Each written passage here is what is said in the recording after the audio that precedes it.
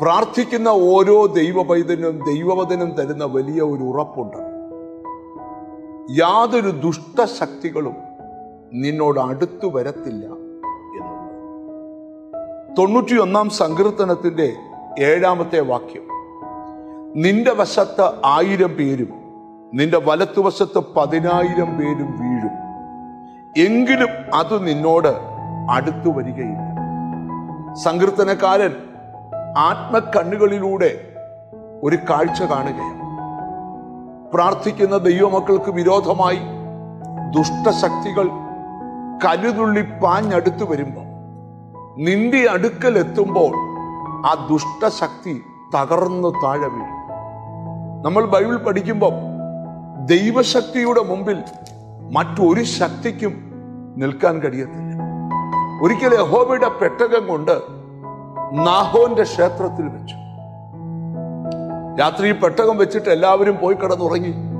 ഈ പെട്ടകം എവിടെ വെച്ചാലും അനുഗ്രഹമാണ്. രാവിലെ നോക്കിയപ്പോ കണ്ട കാഴ്ച, പെട്ടകത്തിന്റെ മുമ്പിൽ നിന്ന് നാഹോൻ എന്ന ശക്തിക്ക് പെട്ടകത്തിന്റെ മുമ്പിൽ നിൽക്കാൻ കഴിയാതെ അത് നിലംപരിചായ കാഴ്ചയാണ് രാവിലെ ജനം കാണുന്നത്. പിന്നെയും അവര് ഒന്നുകൂടെ നാഹോനെ നിവർത്തി വെച്ചു. പിന്നെ സംഭവിച്ചത്, ആ നാഹോൻ വീഴുക മാത്രമല്ല, അത് തകർന്നു പോകുവാൻ എന്ന് പറഞ്ഞാൽ വീണ്ടും നൂർത്തു വെക്കാൻ വയ്യാത്തൊരു സാഹചര്യത്തിലേക്ക്.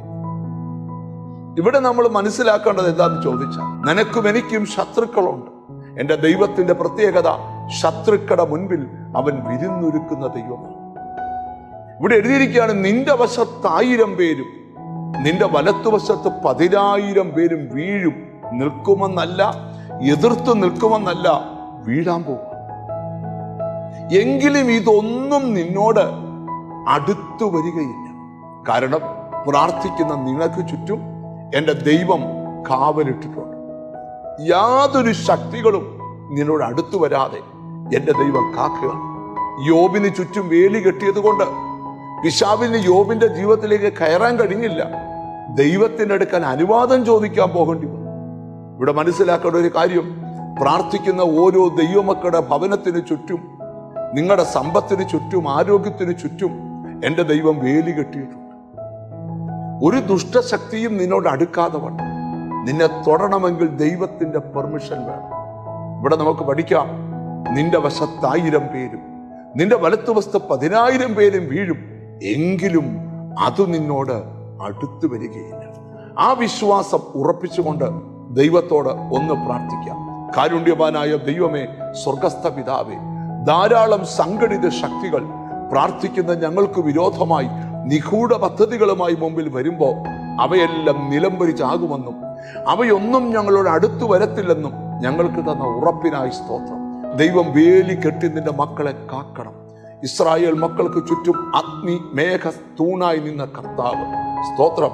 പൊളിഞ്ഞു കിടന്ന മതിലിന് ചുറ്റും തീമതിലായി വെളിപ്പെട്ട കർത്താവ്, നിന്റെ കുഞ്ഞുങ്ങളെ മതില് കെട്ടി കാക്കണം. നിന്റെ നാമം ചൊല്ലി പിതാവിന്റെയും പുത്രന്റെയും പരിശുദ്ധാത്മാവിന്റെ നാമത്തിൽ ഈ ജനത്തെ അനുഗ്രഹിക്കുന്നു. യേശു ക്രിസ്തുവിൻ നാമത്തിൽ തന്നെ ആമേൻ. ഒരു ശക്തിയും നിന്നോട് അടുത്ത് വരത്തില്ല. നീ ദൈവത്തിന്റെ കാവലിലാണ്. God bless you.